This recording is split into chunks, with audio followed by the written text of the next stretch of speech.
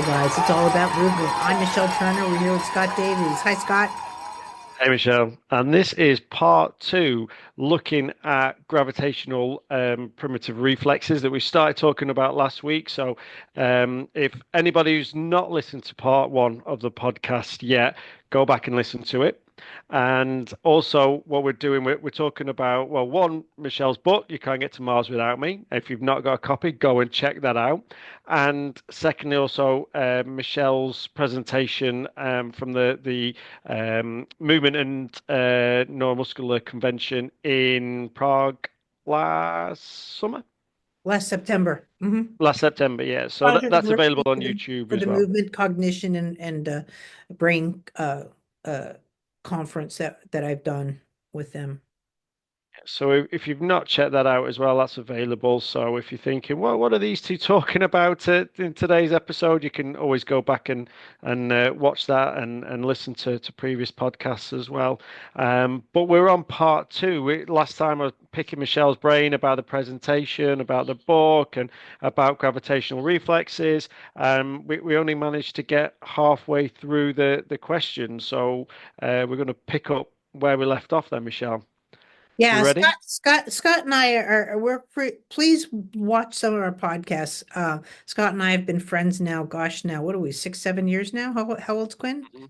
And Should be 8 in 2 weeks. yeah, so 7 years we've known each other, and happy birthday.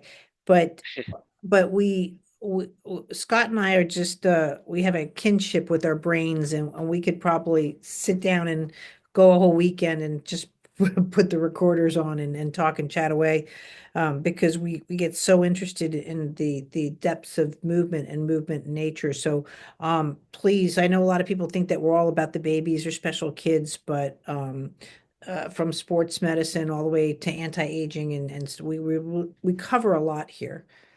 So listen up. And the name for the podcast says it all really, and it is all about movement, regardless of what the diagnosis is, what the age is, what the background is, what the ability is. It's all movement related. Mhm. And the first idea for the podcast came when we were hosting clinics up in Scotland during the Rugby World Cup, and we were sat in the pub watching the couple of games of the rugby back to back, and we just started talking non-stop about the movement, and it was like people on TV, people in the bar, people, and it just went on and on, and we were like chatting the next day at the clinic, and everyone's just like, yeah, yeah, you literally should do this and start recording it. So here we are. I'm going to be back in Scotland a good year from now. I'm going to do next spring or spring to summer, so we'll have to work on it. When you get in the river fishing. That, and I might have to play St. Andrews. Yeah. Oh, yeah. Yeah. Now, yeah. Now you've got to go to I the might home have of to golf come for a as week well. just for my own personal. Yeah. You might have to do 2 weeks. You have to get fishing up in the Highlands and then get in St. Andrews and do some of the links around there as well.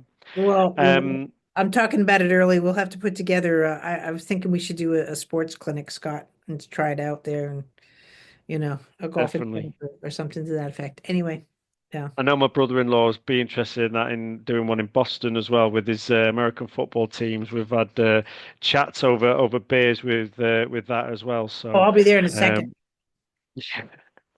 yeah. So You want me?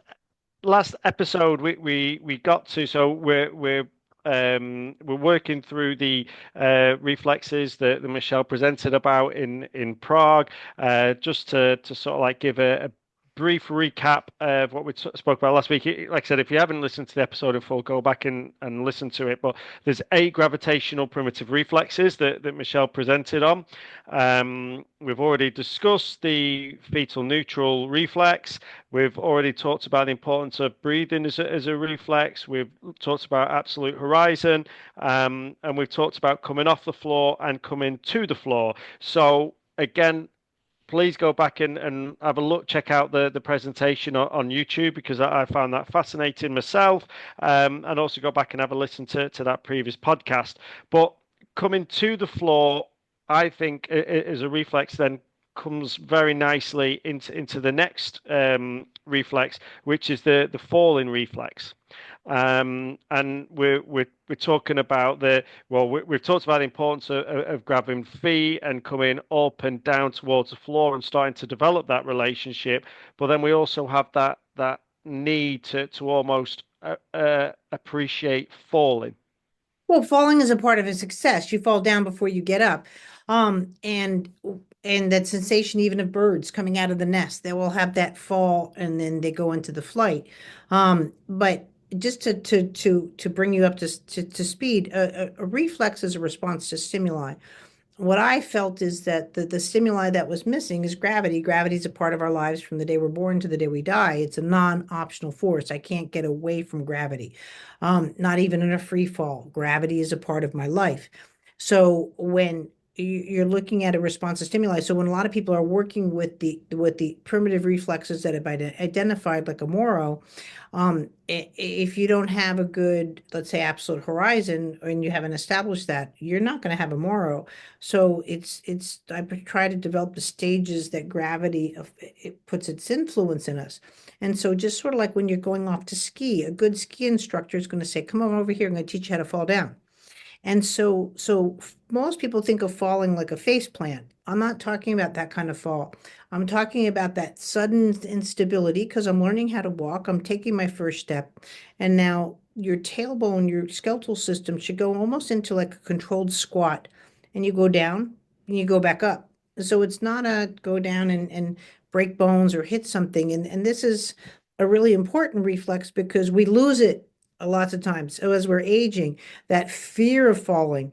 That's why, death within a year of a hip being broken, that fall, because your movement turns into, I'm just walking down the hallway. Nobody worries about falling until they've fallen. Until all of a sudden you've fallen and actually broken your hip, you have that instability of the stand, but you also have that instability in the fall. And now it's be careful, be careful. Oh my gosh. And so a person's whole persona changes to do not fall. And so there's a way of falling. And then two, with my son, this was the biggest aha I had when my son first got sick, because he was walking and talking. He got sick at 13 months with Haemophilus influenza, and then he had it for 3 years before they found it. Um, but that was the complaint I had to all the doctors. My son's falling like a drunk.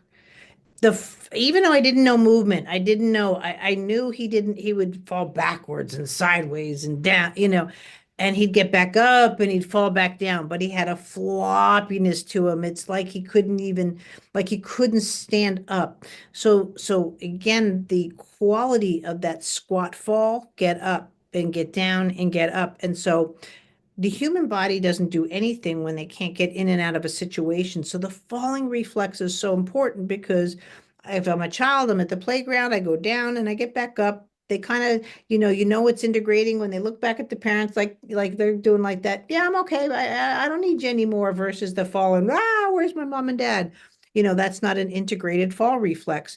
And so, and the same thing too, if you're a rugby player or a football player, you better be able to fall down and get back up again. You're paying good money. People are paying, relying on you to fall down and get up again. And so I want to, there's a change of fall, like again, oh my God, fall versus, okay, it's just part of the game, part of the process. But no professional athlete is going to get to number one if they can't fall down. And it's that integration that's really important and can be very successful with our lives, but it can really take us out. And there's a couple of things there just to really highlight. One that we just got back from skiing in the Rocky Mountains, and my 5-year-old son, so in Eldora, just outside Netherlands, and he's had a ski lesson there, and it's all about learning to fall, Yeah. and then basically the basics, not even on the nursery slope at this point for the first 2 hours, and you're just thinking like learning to fall down and get back up again, and I know that my first ever session at Crewe and Nantwich Rugby Club, we were taught how to fall. That was it. Which at the time, as a 9, 10-year-old, you just think, this is ridiculous. I'm being taught how to fall, but it's actually that preventing that. If you don't know how to fall, then you're increasing your injury risk. So you've got to understand how to fall. You're also going to increase your prevention risk. If I'm a NASCAR driver and you're thinking there's no falling there, well, if you don't think that car is going to roll in your lifetime, if not within your week. And so again, the NASCAR drivers like a crash test dummy. They need to know how to go with it. And when that trauma hits or they haven't learned that properly, they're not going to go to those speeds because now it's like, oh, but I don't want to do that. I don't want to fall. I don't want to roll. I don't want to. And that's their lifestyle. They need to be able to do it. And that's why I think Scott and I are so good with after surgery integration because now I had an ACL torn. Nobody's going back to these basics of the 9-year-old of learning how to fall again. So now you have a new reconstructed knee, but that knee is like, don't fall down because you're going to rip it again. And it's those are the things that'll take out that we can add years to a player's life because of those concepts. It's the trauma retained in the body, isn't it? That's the thing. Well, It's about allowing that movement to come back to help the body properly heal and remove that trauma for me. it's not even removing the trauma, but the brain is smart. The brain doesn't want to get hurt. Like Stop it compensating and if I fall down like a baby on my bum, like I'm not wearing diapers, it's gonna hurt. So when we start you're 5 feet, 6 feet tall, you're like, don't go down. And we start looking. But I'm just saying though, but I am gonna fall down. So if I can organize a fall and not get hurt, that it's just a part, brush up, wipe off my knees, get back up again. Like I fell on the golf course, I hit a divot, went down.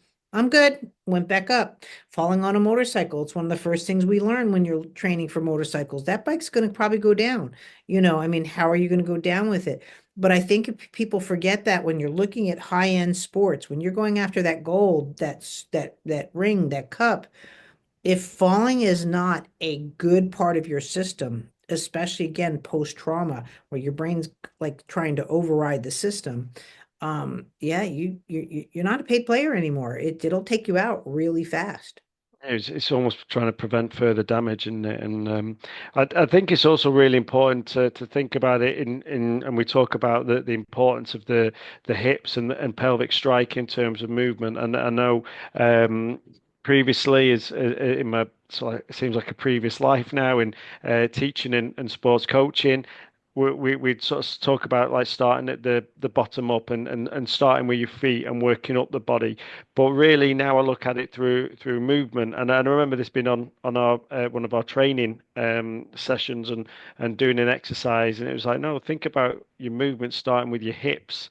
And I was just like, yeah, and it's always my go-to, the hips and how important it is. And I think that learning to fall plays such an important role in hip development. A child falls down and gets back up again probably 100 times a day as they're learning to move. And Right. it's that type of movement that helps pull our hips in. Like, our hips aren't fully formed until we're 14, 15 years of age. So it's that intensity of movements, and as that intensity increases, and as we go from just falling down and getting up and falling down and getting up, it's starting to create the structure around the hips. It's the muscles and the tendons, the ligaments, the fascia are all starting to play a role in there, as well as the signals going to and from the brain. And it's all then as muscles as movements then become more complex, the intensity increases, and we might fall down, like I said, learning to play rugby and being tackled and learning to fall there as well. And Well, another way of looking at it, you take like an O-ring. I actually just saw it on Facebook, but you take an O-ring and you drop it into a cup of water or a pool of water or a ball even. And so as the weight differential goes down, you'll see the water in rotational manner go away from the bowl and then come back down again.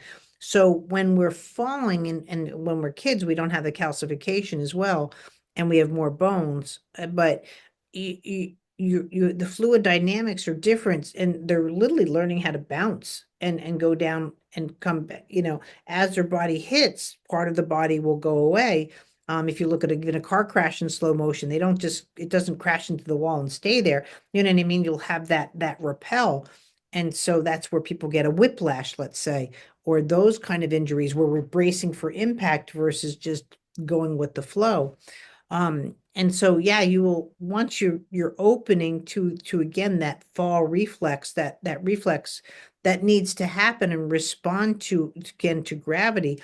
It's then again how we respond to the gravity comes back to is always the answer within my equations of movement. So do you feel that if somebody's missed that reflex and they've missed that ability to learn to fall, or they've gone through a process of falling, do you think they'll never, or until they get input, they won't fully develop their pelvic strike? Okay, there's a couple of things. That's a good loaded question. So first of all, we're meant to learn these things when we're munchkins. Do you know what I Yeah. mean? You start, that's where I don't like age adjusting, because when you start to age adjust, especially 2 months, a difference between a 2 month, 2 months difference between a 1 year old and a 14-month old, you could be talking a couple of inches. And you think, oh, it's only a couple of inches. The further you get from the floor, the further you get like you want me to learn how to fall now? Like when I took karate as an aged adult, and someone's swiping out my back knee, again, you're taught to they everybody says it, you don't hear it, but that tuck and roll, you don't just fall flat in your back because you're going to get winded, you're going to hurt yourself. They want you to roll out of it. Karate is a very rotational sport, or jujitsu. We can go on and on with the martial arts. You'll start to see what we're talking about. But again, how many people are playing around with the fall as being a significant factor in your life? And then you see the commercials.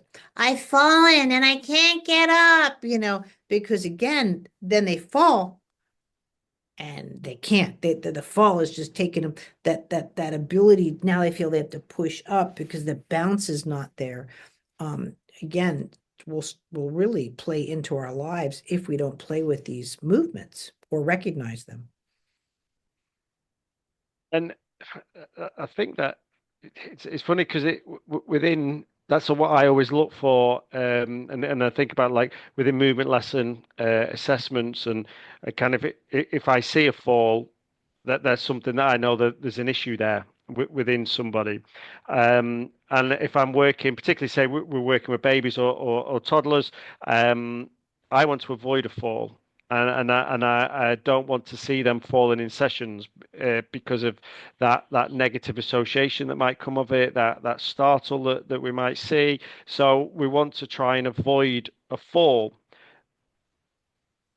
If somebody's not had a fall, do you think that that's perhaps something that we would need to incorporate in sessions then, or Oh, absolutely. And I do. From little jumps, like when I like today, I had a child whose system finally just integrated a really nice pubic bone strike, and the pelvis opened up, and I got a sway of the midline. So he was literally leaning over in play, and I just uh brought him up and just dropped his feet to the ground. Like I just started with that. So I'm not looking for him to fall down. But to go into your question before too about the integration when you yeah, don't I mean, fall, I just you so that also are not everyone's learning aware. your push-pull milestones, that forces of Yeah. movement are really impaired. So again, where do you start?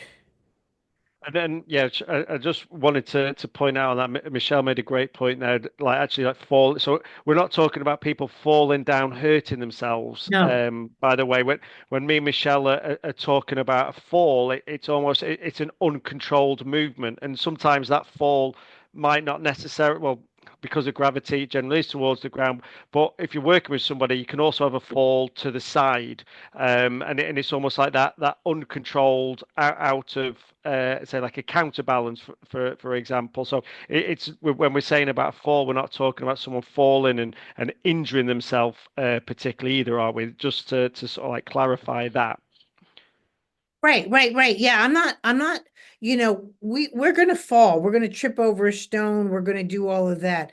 But what I'm talking about, you really want that ability to, that you're gonna go down, you just brush your knees and go back up again, and you're like, I didn't hurt myself, or Mm. sometimes you are gonna have to tuck and roll.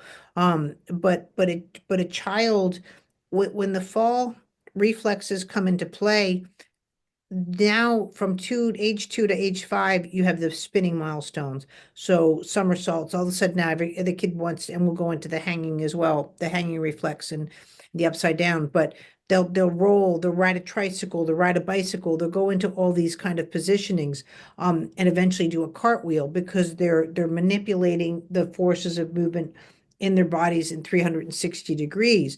We are losing those abilities substantially because of the tablet use, phone use.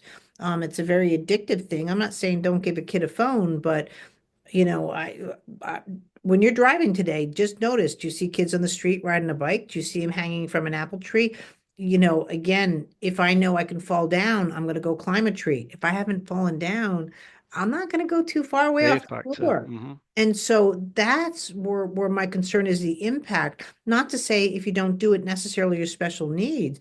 I'm talking about optimal development. When I want a 1 year old going to I want them to decide if they're going to the Olympics or not, or playing for Kansas City or not, because they're capable of doing all these movements. That should have happened when they're 1, 2, 3. But guys, if you think at 15 years old, you're going to start climbing like a rock climber and you don't know where your bum is for spatial organization, you're gonna have complications, or that's where you're going to max out.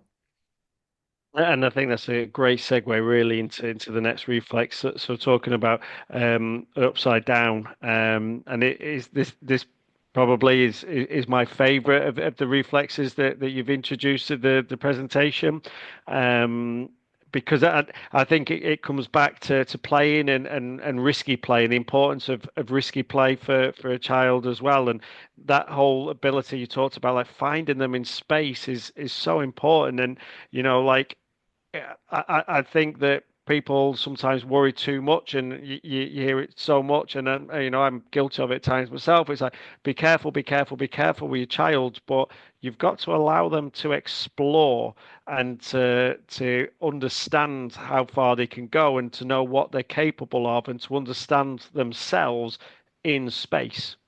And it's only how their body's going to respond in space. And we go back to falling and getting back up again. If they're upside down and they're moving and doing somersaults and rolling down a hill, I think that's so important for development and so important for fun. And um, But also as our movements are changing and they're getting worse in adults, lots of times your kid's going to do those things and you can't even handle it. You can't handle your kid suddenly, like you should be at the next reflex, the upside down reflex, your child suddenly sitting on your lap, and then they just literally want to catapult themselves back. And they want they're starting to go again, they want to go upside down. You can see like mom, what's for dinner, or they're on the couch upside down watching TV. These are just natural gravitations that they're playing with towards movement. And you're like, what are you doing? And like watching TV, and they're just upside down, and starting to manipulate all that. But again, as we lose and don't play with our movements, we're older adults having kids, this kind of thing. It might be a possibility. We're not all having them when we're 16. And so it's just like, calm down here. You're moving too much. So it's not even be careful, as we can't handle the movements to play with our kids sometimes. And I think it sometimes it takes that I don't know the fun uncle or the fun aunt to come round and to Right. be lifting them and chucking them about and lifting them upside down and stuff. And you might hear a parent like, oh, and like it's quite important for me, and I quite like that concept. And I get videos coming up on my feeds all the time talking about that, like the importance of risky play and finding themselves in space. And for me, it really does come down to that upside down and just learning about where you are and how you can respond. Yeah, I can still lift a kid. I mean, I'm 60 and I can still lift a kid and toss them upside down. Again, I know what they're looking for. I have pretty good rotation in my system because I practice what I speech. Uh, but practice what I preach. But Preach, yeah. you see me with even your kids when we were hanging out in Scotland. You know what I mean? It doesn't. I don't think twice about taking a kid's hand, or if they have to swing, or let them play with what they want to play with. I do it in sessions, um, and I'm not too old to do it. A lot of people are like, "Oh, be careful with Michelle," and I'm like, "No, I'm good." Um, but I proud of I it. like to do it. I like to do it sometimes as well with children who like extend and throw themselves back, and the natural response with a lot of people is to oppose it. And we go back to something we talked about last week with Newton's third law, and we were talking about, well, with every action, you're going to get an equal and opposite reaction. So if you just try and prevent something, you're just strengthening that. Whereas actually, if someone's throwing themselves back, yeah, we'll use the tip of the shoulder, we'll use rotation to bring around. But sometimes I like to just let them go and say, look, if you're throwing your head back, you're losing that movement. You're not going to be able to sit up. We're not going to be able to go into 4 point. We're not going to be able to stand. If you're throwing your head back, well, we'll come back. Let's come off the bed. Let's, oh, now we're hanging upside down. And yeah, it becomes a little bit of a game, but it also brings in that element of hanging upside down as well. And it's a different, finding It, themselves and coming back round. And this one that I'm talking about is more like a 14 months. You will have issues. So here, I'll grab my baby doll. Um, you will have issues of more of that back arching and they just want to throw this way at a young baby. That's not what I'm talking about. This is where again they don't have the right sense of gravity. This is what I'm trying to point out. So again, we've got warning signs going into, but at some point around 14 months and older they will start, or even like sitting on this chair, older kids use, and they'll do this till like 7 or 8. It's a pretty long integration where they'll come in here and they'll just be talking to you like this and spinning around. Because again, they're playing with centrifugal force now. They're playing with a lot of different forces of movement, right? We can't give them keys to the cars and say, go take it fast around a bend. And again, this is where two people, you'll see people that are a little bit too aggressive with their driving and so forth because they're still playing and integrating these movements. And it's okay to obviously to be safe, but that's what it starts going into. It's now it's like, okay, I get this gravity thing, but now I want to play with it. And that's why we go to carnivals. We like and roller coasters. We like those thrills or we hate them. You don't see people go, I don't mind if I do a roller coaster or not. It's like either that thrill is there, and feeling the hair lift off the head, or it's, nah, I'm good, I'll hold the toys while you go play, and I'm on the roller coaster. So, I like to do it. I think it's really developing that relationship and developing allowing that relationship with gravity to get better and progress really, isn't it? Well, to play with it in all aspects of the body. We think gravity is this. We really think gravity, like it's the floor and it's pulling us to the floor. Gravity, again, it's that's why I like to cheer and jump or throw a basketball. We're actually throwing things away from gravity or fishing or golfing or throwing a ball. That's a sensation that when people talk about muscle memory, right? You've got the ball here and you're going out and gravity's going this way. And it's our organization of all of that we're trying to teach you that happened at a very young age to throw a ball. And if gravity to a child is like, oh, they're low tone, oh, they're not strong enough. And I'm like, no, to them, gravity is like, everything like weighs the same and it's too much. But this phone is going to weigh different than my glasses. So the effort that I put into this versus this, or like golf, people would come in there and like use their muscle. But you see an 80-year-old, and I'm telling you, if they know how to use gravity in that club, they're gonna clock a driver out, and you're like, he just hit that ball, and you're just standing in amazement because there's no core strength, but they know how to play with physics. And there it is, it's that simple. And I mean, going slightly not quite off topic, but something that I think is really important that you just talked about then was offering that variation so you can play within that relationship with gravity when within a sporting setting. So coaches would just look at maybe just using a particular type of ball, the right type of ball, the right size, the right weight. Well, I'll actually use the wrong weighted ball, use a Yeah. completely different shape ball, use a completely different size because that variation is actually really important to develop that relationship and understanding of how much force needs to be applied depending on what you're holding. And we go back to the Dodgers Japanese baseball pitcher who signed last year, Yamamoto. And that was part of his throwing program was just to throw repeatedly. It's not strength and conditioning approach, but just using different weighted balls and different types of balls that he's throwing all the time to get the right movements. And I guess as you're talking about, really enhancing his relationship with gravity. Well, intelligence comes from a comparison, but if you have more ways to do the same problem or to solve the same problem, you're here. That's just and that's just physics, right? And that's where people can't understand why, like when we were doing movement lesson with the kids, how they get smarter. Everybody will tell you, change the brain, change the body. Guys, babies aren't born with like, hey mom, cold one in the fridge, let's go, right? They learn through movement, and then movement then becomes cognition. And so the way he's playing with all these different ball variations, just like I remember, when I went to Syracuse, one of the swimmers like, oh, by the way, don't shave my legs till competition. Just the friction of her body hair versus shaving her down again. So she practiced the whole time with body hair. And you think, oh, that's not a big deal. But that was just enough to give them that edge when it came to competition and when they shaved off. And that's why they put the skin hats on and all of that to take even the friction of the hair away from on their head. All those things come into play. And I think that so many of these things are just completely overlooked. And again, it comes back to, yeah, we're talking about a lot of these reflexes being relevant and being important in for early stages of life. But so many of these lessons can be applied throughout life and at different stages of development and skill acquisition.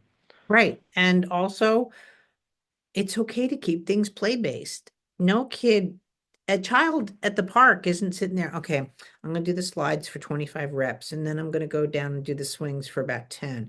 And then if the swings are occupied, then I'm going to do 5 reps on that. That kind of conversation is just not even in their heads. It's like if they do all day slides, they're happy. If they do, the only kid at the park that's not happy if they're tired, they're hungry, or they have to go home, what I mean?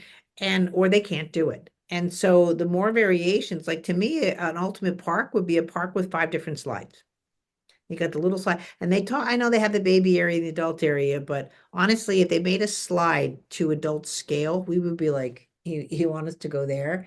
And yet a little munchkin, I mean, they're climbing up the 18 stairs to, and you're like, be careful. And they're like, yeah, whatever. Just going down.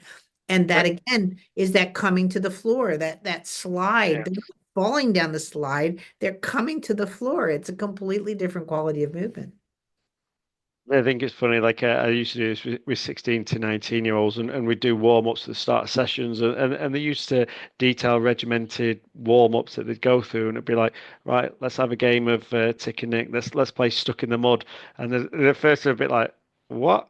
And then they spend 5 minutes, and you just hear them laughing and enjoying, and they're doing it, and they're Right. putting more effort into that warm-up than they've put into previous warm-ups just because of that enjoyment factor.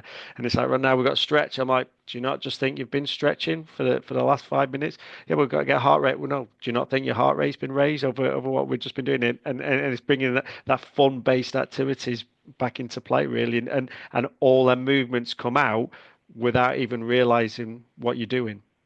Right. And also too, when you're working out like that, the biggest thing you have to work out is your cognition, because that's the people that are regimented are going to be more fear-based, more thought into it, because since they're doing non-functional movements as a warm-up, their brain is already putting them onto warning load. And that's the big difference. When you're doing functional movements as part of your warm-up, right? Now the brain's not worried about warnings because, okay, I'm working on my rotation, weight transfer, my transitional skills. Okay, I'm just going to be up in the game. I'm good. But if I'm sitting there just doing linear range of motion workouts, my brain already knows, oh crap, I'm about to get killed. And so you have a total different mindset on your players based off of that they're just going into again, what I was talking about the fall, the prevention mode. You're not going to win a game if the whole team's on prevention mode. And again, I've done a analysis of a preseason game on the Moon Lesson Sports Academy YouTube page, looking at that and the difference between two teams. And one team started really slowly in the game, and you look at their warm up, and it's all very linear, and there's not a lot of rotations, not a lot crossing midline compared to the others. Now they did similar exercises, but one team promoted rotation throughout all their warm up, and they promoted ball play that emphasized a lot of decision making and bringing the brain into play, and the others didn't. And I really just don't think that their movements got them mentally prepared for the game. And they started slower, and they were behind. Well, they lost the game, but they were behind early in the game as well. So I think that really is important when you're looking at working with sports teams as well. You see Um, that more in the communist area, that they have a very regimented schedule like that. Again, I'm not being whatever. It's cultural. What the Russians, Chinese, how they work out, how they approach that. They will be better at strength and range of motion that they're regimented on. They don't do well in that sudden play, that basketball, those kind of sports, the swimming. You don't see the same. Boy, you see it in ice skating. Ice skating is like the very, not crossing midline, all of that. The sports gymnastics, and so they've practiced that and maintained that, but they don't have a high success rate in that global arena of sports. that's true, and it's quite interesting that. Um, I think we've sort of already covered quite a bit the next reflex as well, which is the hanging reflex. Really, it's all linked again with moving and organizing your system in space, which is a lot of what we've just been talking about already, right? Well, yeah. The big thing with the hanging is now it allows you to move through space. Thinking of a little monkey on a tree, the first images that I have of hanging is that mommy, daddy, I'm holding their hands and I'm swinging through the Jerry Maguire movie, where Yeah. they just, and then first they start to swing and then they can swing and then land. Like you can almost let go and they can start propping themselves. Then that goes into swinging on a swing. You're going from the baby swings. Now you can pump, you can come over the system, you can go into that. And then also too, again, if you have an in-shape parent, they want to be hung like by their ankles, like give me your lunch money kind of thing. And all those kind of things that we play with. But a lot of people again can't handle that. It's sort of like bedtime. When dad comes home, he'll throw you upside down, but I'm not doing it. Those kind of conversations. Wheelbarrow. Wheelbarrow used to be a great sport. You grabbing the feet, letting someone pedal off, and playing with that. They want to feel what it's like to really come away from the floor, play with gravity, but play with gravity in a way that's, doesn't they're not on their hands, they're not on their feet. It's changing them. And then we go into the monkey bars. But monkey bars are getting very difficult for kiddos to do because of the lack of integration that hasn't, precedes them and go into. Now, my son loves hanging and loves monkey bars, and I've sort of like noticed that development with him. It started off literally just like how long can I hold on with this, and it's a hold and a hang for as long as he possibly could, and then it was like a release and a drop down to the floor, and then it was sort of like it becomes one hand and then the other hand and one hand forward and then the other hand. And now it's got into that where he's actually going for a proper swing, but we're seeing that reach across through the midline and then bringing the hip up and through and reaching the other way and going through and I actually see that difference between him and his friends who haven't had that input and their ability because they might actually alternate hands, but they're still alternating hands here, and it's a real struggle for them, and they look a lot heavier. Whereas he's actually going up, and it's almost like he's dancing through the Yeah, swimming apparatus or really. And But you can see how that it just attributes to everything else. Like he just has better visual skills, fine motor skills. He's going from one object to another, which is the bar to bar. He's not worried about again being pulled to the ground or having to hold on for dear life. He can release. That's a big one. When I can release and go to the next one, when I'm doing that, I'm actually pushing through gravity. And when people go, well, what's pushing through gravity? Just imagine yourself swimming, right? There's water here. You're going through the water. Well, that's what a monkey bar now, because it's 14.7 psi. So going through and feeling that and taking it to the next level. And again, he doesn't end up having to be a high-end sports, using it where he's a professional player. But because he has these skills, he'll be able to just say, I can do that versus his motor memory saying, I don't know if that's a good idea. Like, I'm too close to the ledge. He'll just know not to make him a daredevil, but that spatial orientation, that ability to process the whole before and after. A lot of people can't process what's going to happen. They can say, okay, yeah, I'll do it, but they don't know the consequences. They don't know. But when you've done these skills, that's where, so when you can handle gravity and two or more forces of movement, now you have comprehension and compensation skills, right? And you can start working and manipulating those. If you can't handle gravity and at least two or more forces of movement, the cognitive difference is huge. And I think there's a couple of things that you touched on there, and I think of gymnastics. So when he started gymnastics a few months ago, I think he got star of the week about 4 out of his first 6 weeks, just because he was at a higher level than all the other beginners, because of that understanding. But I also think that the reflexes 7 and 8 that we've talked about, upside down and hanging, are so important to have that mastery of movement that you need to actually be an elite gymnastics performer. I mean, elite sports performer, full stop, but particularly within gymnastics and that sphere.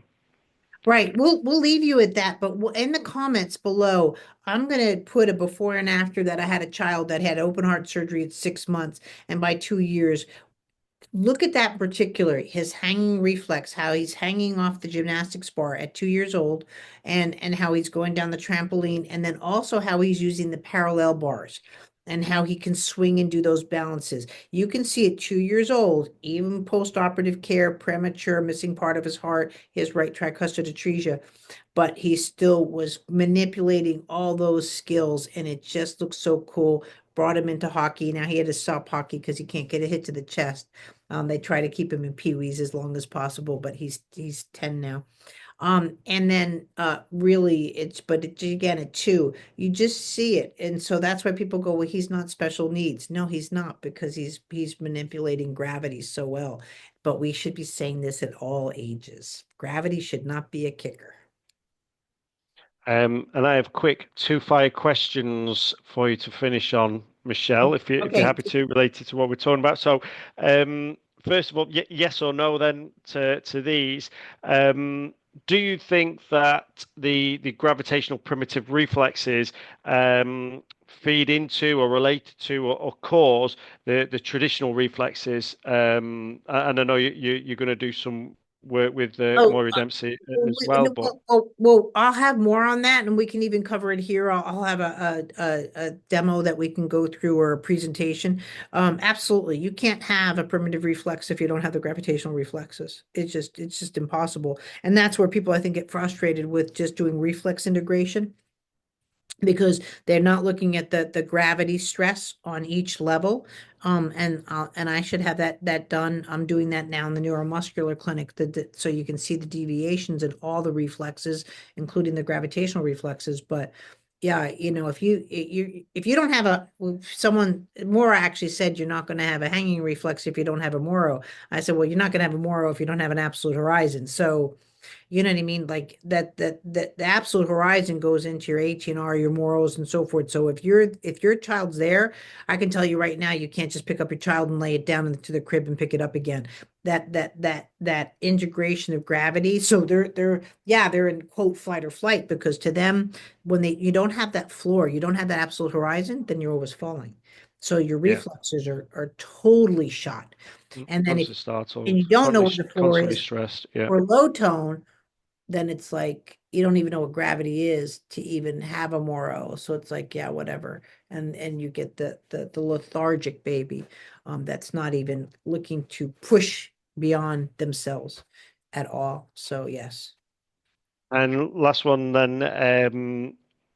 And I think I probably know the answer to this already. Does working on rotation help overcome the issues that come from missing these? Obviously, rotation is that source of gravitational interaction and the ability to move in opposition to gravity, and the more rotation that we have in our system means that the effect of gravity is weaker. So if we work on rotation, does that overcome any of the issues that have been arise from missing any of these? It's not that gravity's weaker, it's more organized. Like right now I'm spinning on this earth at 900 miles an hour. So I better have good rotational responses. Otherwise, literally the earth is going to pull me down. This is why you have children, let's say with cerebral palsy, if they're not walking correctly, they don't have the fall reflex, they can't get in and out of standing, but they're walking by something happens to them between 12 to 16, they lose it. And people go, but they were just walking. No, they weren't. They weren't walking. That integration wasn't there. So then gravity, in a sense, like you said, it seems like it's weaker, but becomes much more dominant in their system and it'll pull them down and then they can't even transition anymore. I'm seeing this right now with my father. You can blame it that he's old, this, that, and the other, but I can see all the principles happening and he can barely pull himself out of a wheelchair to transition to the toilet or to another chair. And it's hard to watch, but he won't do the work. So when you have rotation, anything is possible against gravity. When you don't have rotation, then all there is gravity. And that's what the biggest misconception is. It's the cognitive organization. And at any point when that rotation is traumatized, either due to trauma, stroke, or whatever, or it never initiated, then yeah, that the floor is now your home and it shouldn't be.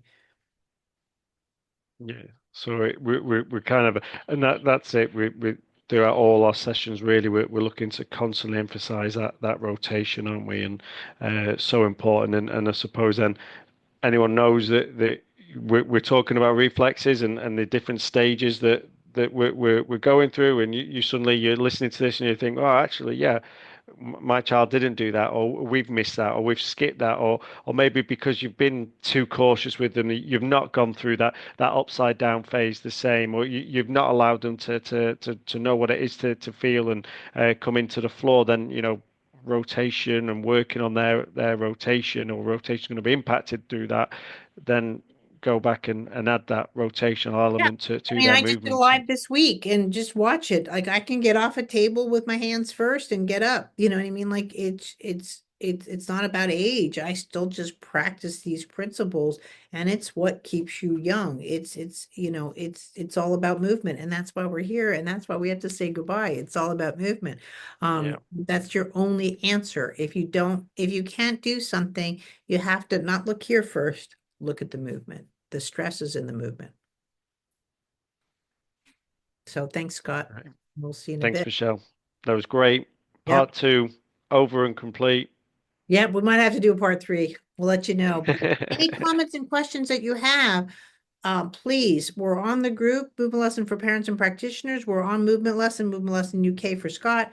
But please, or put it out. What do you want a podcast on if you'd like to be our guest? If you're out there and movement is your buddy or your issue, by all means, let's go. All right. Thanks for listening. Thanks, guys. Tune in again.